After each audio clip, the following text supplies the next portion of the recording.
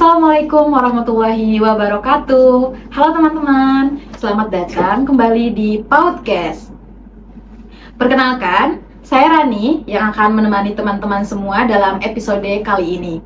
Nah, sebelum kita mulai nih, mungkin kita berbicara sedikit tentang sebuah karya yang berhasil memenangkan kompetisi.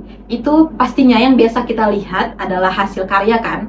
Misal, ketika kita melihat posternya menarik, konsepnya keren, atau prestasi yang di-up di sosial media. Nah, tapi padahal sebelum sampai pada tahap itu, ada proses panjang yang seringkali nggak kita lihat. Misal ada ide-ide yang awalnya masih sederhana, ada keraguan, revisi, bahkan mungkin ada kegagalan. Hari ini kita akan membahas proses-proses tersebut dengan episode yang berjudul Kerangka Kreatif dari Ide Mentah Menjadi Karya Juara. Tentunya hari ini saya tidak sendirian teman-teman. Sudah hadir bersama kita salah satu mahasiswa PG PAUD UAD yang aktif mengikuti berbagai kompetisi poster dan berhasil meraih berbagai prestasi juara melalui karya-karya kreatifnya. Halo Mbak Delani. Halo semua. Terima kasih atas waktunya hari ini Mbak Delani karena sudah menyempatkan hadir dan akan menceritakan kisah-kisah yang pastinya inspiratif untuk kita semua.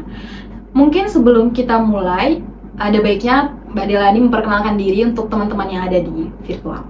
Halo semua, perkenalkan saya Delani Ristisani, semester 4 dari Prodi PG PAUD UAD. Oke. Nah, mungkin sebelum kita mulai, saya akan mengajukan beberapa pertanyaan ringan dulu nih, biar nggak terlalu berat-berat banget percakapan kita hari ini.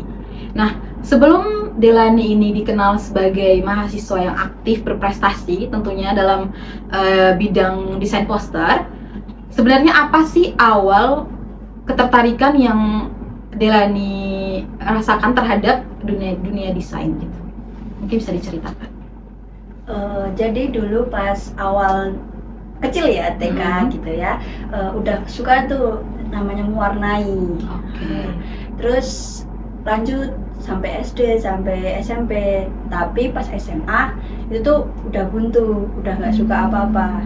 Nah pas awal masuk UAD itu lihat ada kompetensi poster nih, aku tertarik, cuman aku tuh masih kurang yakin apakah aku bisa gitu. Terus awalnya nyoba gitu, ternyata dapet.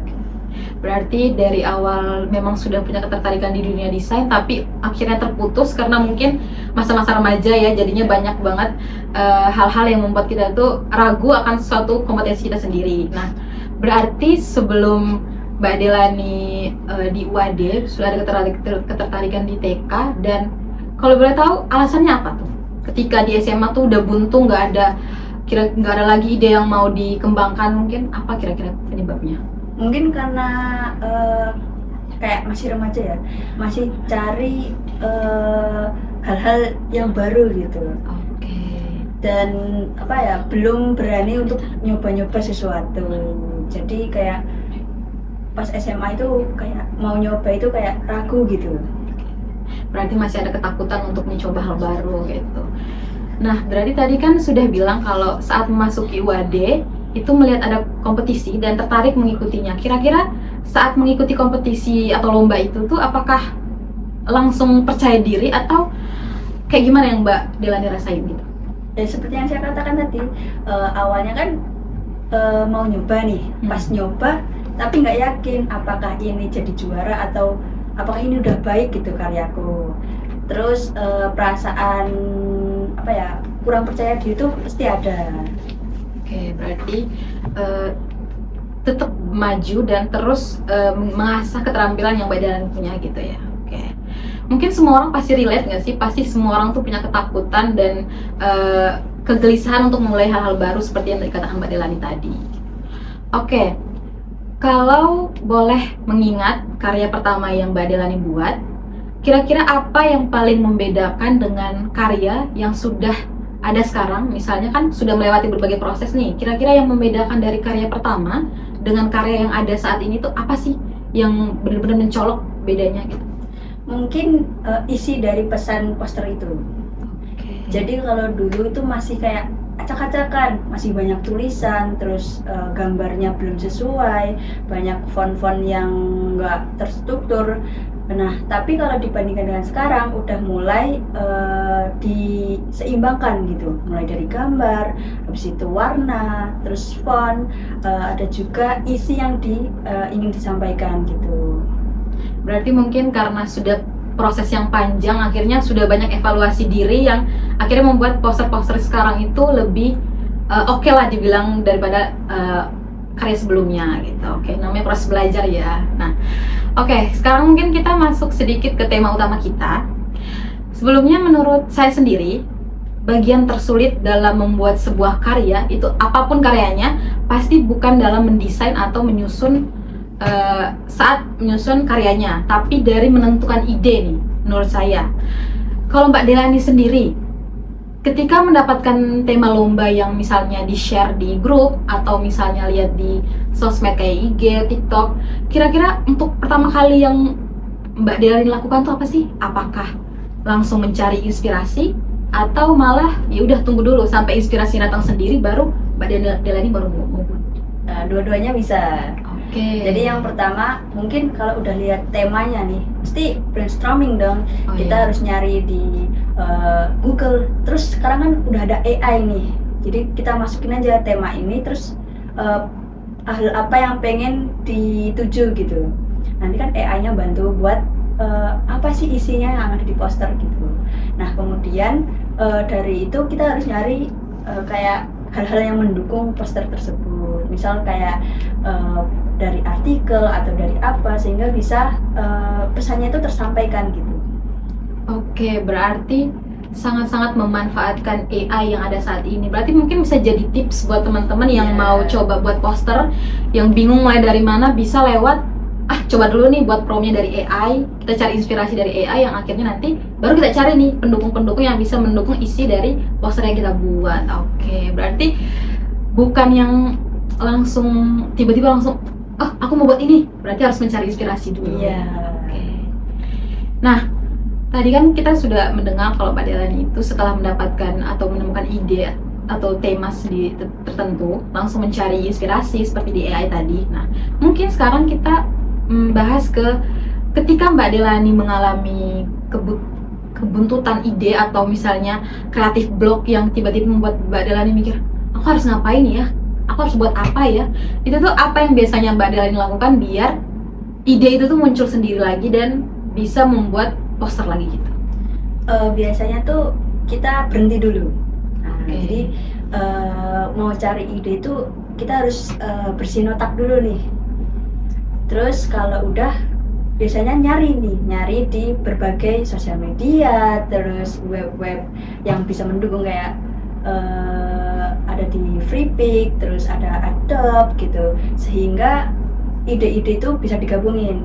Apalagi kalau kita lihat Pinterest, banyak kan karya-karya yang udah jadi poster-poster yang bagus, itu kita cari yang relevan dengan ide yang pertama kita mau buat gitu. Oke. Berarti tidak memaksakan diri untuk terus lanjut, tapi ada jeda di situ ya, jeda yang membuat kita itu akhirnya aku butuh waktu untuk memulai lagi gitu. Oke.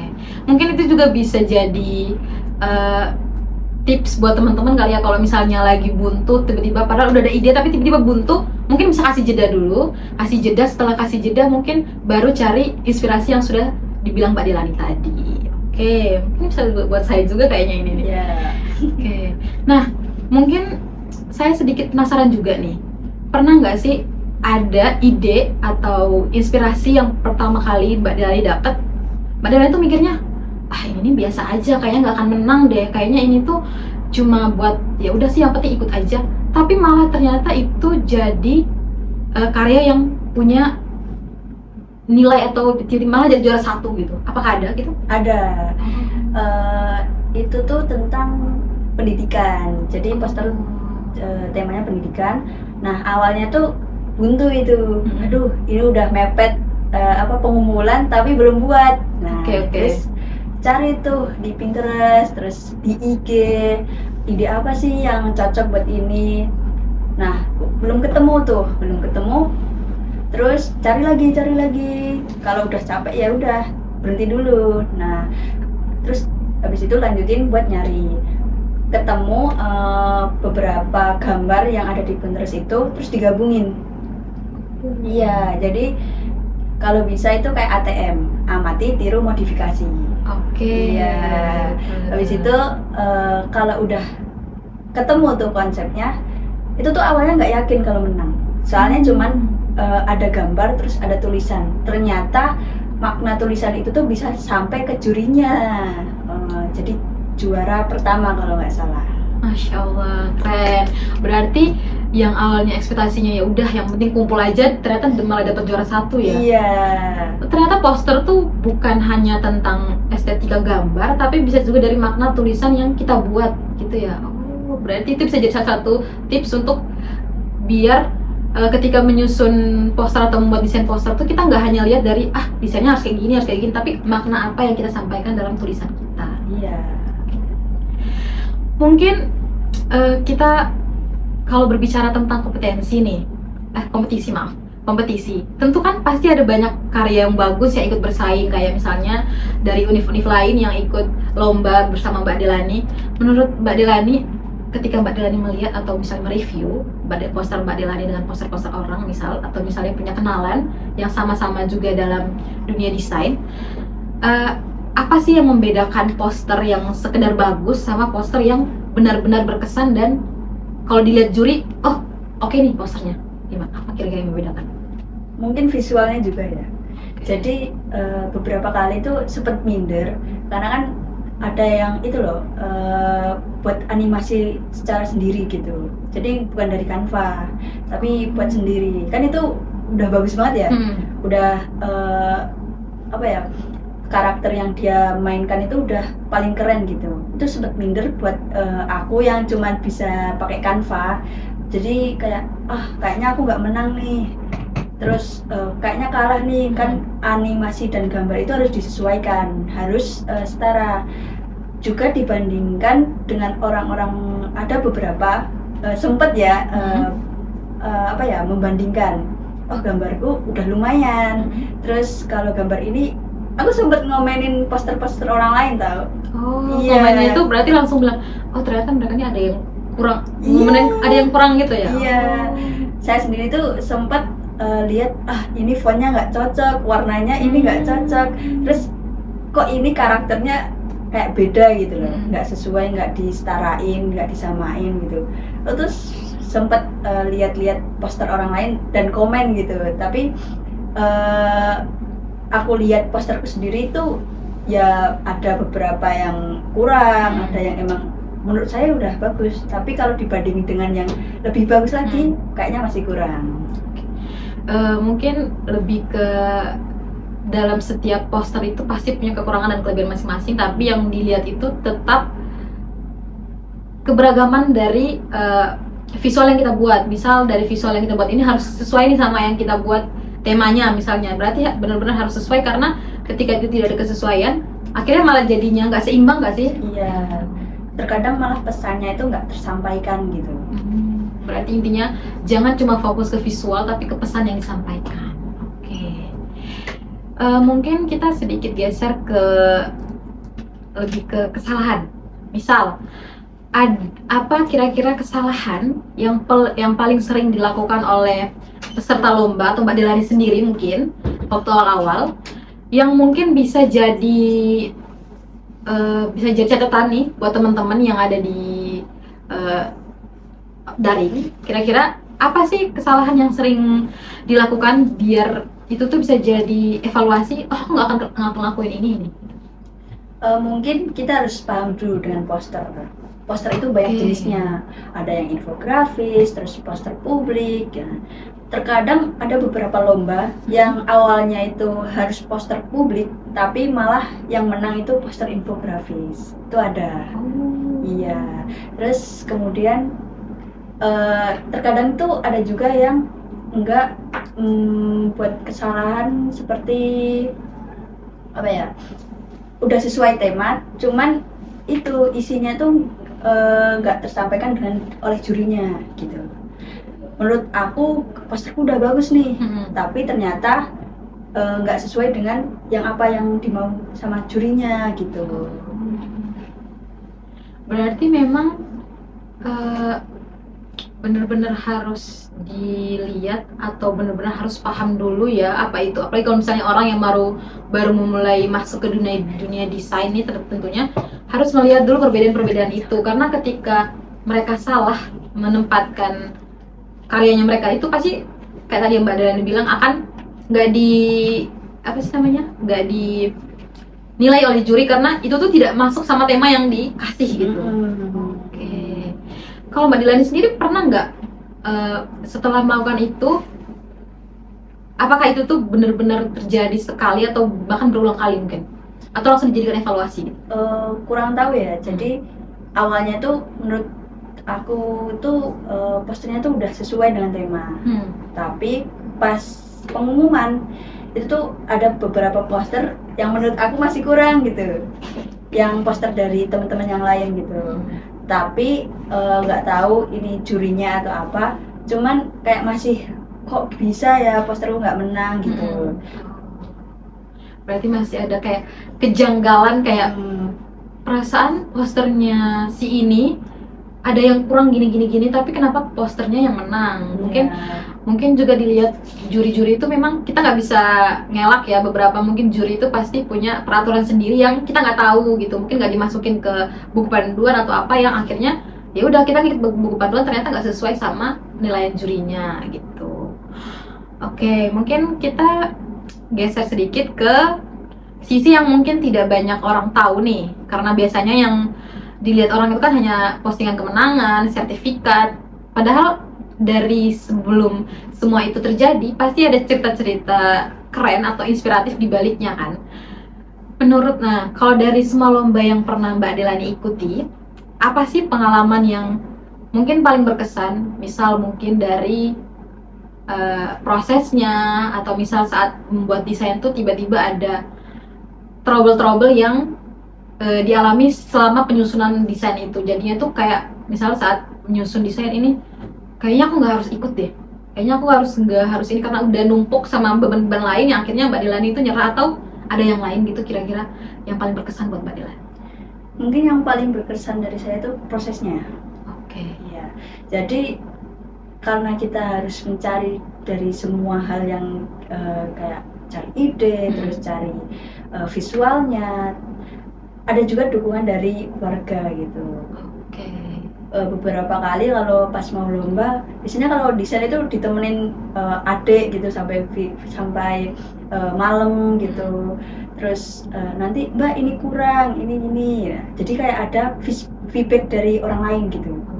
Terus juga sama teman-teman, oh guys ini gambarnya ada yang kurang nggak? Ini tulisannya udah bagus atau belum gitu. Jadi dari proses itu tuh apa ya? Dukungan dari luar juga itu diperlukan, dan itu yang membuat saya berkesan dalam membuat proses poster itu. Berarti bukan tentang diri sendiri tapi tentang dukungan orang lain, tentang lingkungan sekitar kita yang akhirnya mendorong kita untuk terus maju nih. Oh berarti yang paling berkesan tuh bukan dari aku menang, tapi dari proses yang dilewati ya. Oke. Mungkin pasti banyak yang relate ya, mungkin ada beberapa orang yang merasa kemenangan itu tuh hanya bonus. Awal-awalnya itu kan yang penting kita mencoba dulu dan didukung dulu, dan ketika itu sudah menang mungkin ya udah itu jadi bonus kita aja, karena itu jadi rewardnya kita setelah kita memenangkan kompetisi itu. Saya pengen nanya, mungkin ini agak sensitif. Kira-kira kalau Mbak Delani, misal Mbak Delani lagi menyusun desain, terus Mbak Delani selama berproses tuh Mbak Delani bilang ini pasti menang, ini pasti oke, ini pasti juara. Tapi ternyata saat penjurian dan penilaian tuh ternyata Mbak Delani malah bukan juara 1, 2, 3 tapi malah nggak dapat juara. Kira-kira menghadapi kegagalan itu tuh apa sih yang Mbak Delani lakukan biar tetap termotivasi untuk lanjut? Itu saya pernah merasakan ini pasti juara, ini masuk udah bagus nih, teman-teman juga bilangnya udah bagus. Terus ternyata pas pengumuman nggak dapet. Nah dari situ kita evaluasi diri. apa ya yang kurang dari poster ini, oh ternyata pesannya nggak tersampaikan, oh ternyata nilai-nilai yang ada di poster itu tuh nggak ada gitu. Nah dari situ mungkin saya itu terus mencari banyak referensi bagaimana sih buat poster itu lebih baik gitu. Oke, berarti bukan jadi sakit hati, tapi malah membuat itu jadi evaluasi diri yang akhirnya membuat oke, aku ternyata salah di sini, ya udah aku perbaiki ini dan aku harus lanjut nih. Oke, berarti jadi motivasi tersendiri ya, bukan langsung udah sih nggak usah lagi ikut gitu ya. Karena ada beberapa orang yang kalau udah gagal tuh kayaknya aku nggak bakat di sini deh. Ternyata malah bukan karena gagalnya itu, tapi karena kurang usahanya gitu. Oke, keren ya, berarti tetap motivasi diri. Ya udah sih, cuma gagal itu, nanti aku harus evaluasi diri lagi. Ya, kan masih banyak kesempatan yang lain gitu. Oke, mindset yang bagus, berarti benar-benar mindset yang harus ditanam untuk siapapun ya. Berarti kalau misalnya gagal itu bukan akhir, karena masih ada kesempatan, masih ada peluang besok dan besoknya lagi. Nah, mungkin kita agak masuk ke, kita kan sama-sama dari PAUD nih. Saya ingin mungkin sedikit mengangkat perspektifnya Mbak Delani, dan perspektifnya sedikit berbeda. Kira-kira menurut Mbak Delani, apa sih kreativitas yang digunakan saat menyusun poster yang ternyata juga membantu dalam dunia pendidikan anak usia dini? Apalagi misalnya sebagai calon guru, kira-kira kreativitas apa sih yang berguna gitu? Tentu saja dalam kreativitas mendesain itu tuh sangat diperlukan untuk masa kini, karena apa? Sekarang itu udah banyak AI nih. Terus kalau kita mau buat poster tinggal ketik di AI jadi. Tapi dalam visualnya mungkin kurang sesuai gitu. Jadi kita bisa menyesuaikan sendiri gitu dengan mendesain sendiri. Kemudian dari desain itu tuh kita bisa membuat banyak hal karya. Misal dari poster, terus ada buku digital, ada animasi, terus permainan pembelajaran, itu kan bisa membantu guru dalam mengelola kelas gitu. Berarti bukan hanya bermanfaat untuk diri sendiri, tapi ternyata bermanfaat untuk kedepannya saat menjadi guru gitu ya. Mungkin saya ingin bertanya nih, kira-kira tips apa sih yang bisa dikasih untuk saya tentunya, mungkin yang pengen mencoba desain poster atau teman-teman yang lain, apa sih tips memulai atau misalnya minimal suka dan nggak nyerah untuk desain gitu? Kira-kira apa dari Mbak Delani? Mungkin tipsnya berani mencoba. Oke. Kalau kamu belum mencoba kan belum merasakan. Jadi kalian harus mencoba dulu ya. Tapi kalau misalnya saya kan pernah tuh daftar kompetisi poster, tapi ternyata saya kalah tuh. Itu kan saya sudah mencoba. Nah, saya gagal, dan karena itu akhirnya saya bilang kayaknya aku nggak bakat di sini deh. Apakah itu menurut Mbak Delani benar dengan pemikiran seperti itu, atau mungkin itu tuh masih pemikiran yang salah? Kan itu baru awal mencoba. Kalau gagal sekali, ya kita harus mencoba lagi dan evaluasi diri yang seperti saya katakan tadi. Mungkin awalnya kita gagal, tapi belum tentu kedepannya kita gagal gitu. Jadi kembangin diri itu tuh penting. Oke. Berarti bukan tentang seberapa banyak kamu gagal, tapi seberapa banyak kamu mencoba gitu ya. Mungkin bisa jadi motivasi untuk saya sendiri, soalnya memang kadang itu karena kegagalan itu tuh kita jadi susah gitu ya untuk mulai lagi, karena kita mikirnya kayaknya aku harus coba yang lain deh, kayaknya ini aku nggak bakat di sini. Ternyata bukan karena itu, tapi karena kita kurang aja gitu ya. Oke. Kayaknya ini sudah tidak terasa, kita sudah ngobrol sedikit panjang di podcast hari ini. Nah, mungkin sebelum kita akhiri, tadi kan tips nih, tadi kan yang Mbak Delani kasihkan tips. Saya pengen minta satu pesan aja dari Mbak Delani untuk teman-teman, dan tentu saya yang punya banyak ide atau misalnya yang punya inspirasinya banyak, udah meluap-luap tapi kayak nggak tersalurkan gitu loh idenya. Kira-kira apa pesan dari Mbak Delani? Pesan saya itu mungkin kamu harus mengeluarkan apa yang ada di otakmu gitu. Jadi kalau bisa ini diwujudkan gitu. Mimpi-mimpi yang kamu pendam di dalam pikiran itu, kalau itu bisa dilakukan ya lakukan gitu. Berarti kesimpulannya tuh lakukan dan keluarkan semua yang ada di pikiran, karena percuma ya kalau cuma ada di pikiran doang, nggak kalau nggak dikeluarkan itu kan cuma-cuma gitu nggak sih? Oke, mungkin itu tuh salah satu pesan yang bisa saya dan teman-teman simpan dan bisa jadi motivasi untuk kami nanti ke depannya kayak gimana. Dan terima kasih Mbak Delani atas pesan yang luar biasa udah dikasih hari ini. Dan dari obrolan kita hari ini, saya sedikit belajar bahwa karya juara itu tidak selalu lahir dari ide-ide yang langsung ada, yang sempurna, tapi justru dari ide-ide yang sederhana, yang terus diasah, terus dikembangkan dan diperjuangkan gitu. Mungkin terima kasih kepada Mbak Delani yang sudah berbagi cerita, pengalaman, dan inspirasi pada episode podcast kali ini. Dan juga terima kasih kepada teman-teman yang sudah menemani podcast hingga akhir. Saya Rani dan teman-teman yang ada di belakang layar pamit undur diri. Sampai bertemu kembali di episode seru podcast berikutnya. Wassalamualaikum warahmatullahi wabarakatuh. Dadah.